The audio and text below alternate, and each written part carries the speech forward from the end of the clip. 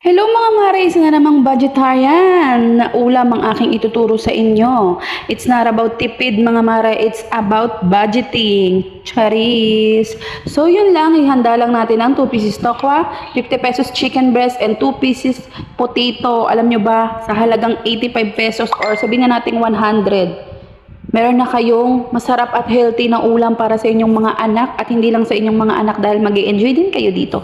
At yun nga ang ating gagawin ay i-grind lang natin ito. Uunahin ko na lang dito yung mga breast and yung tokwa kasi yung mga meat. And then, pagkatapos niyan, isusunod natin yung potato and then, ayan, isasalin natin sa bowl. Tapos, titimplahan na natin at pagsasama-samahin na natin sila at ilalagay natin to sa isang lagayan at lalagyan natin ng plastic labo para hindi siya magdikit-dikit pag pre-freezer natin. And then, ayan, ipapride ko na siya at ayan, nakagawa nga pala ako ng 20 pieces dito. Mga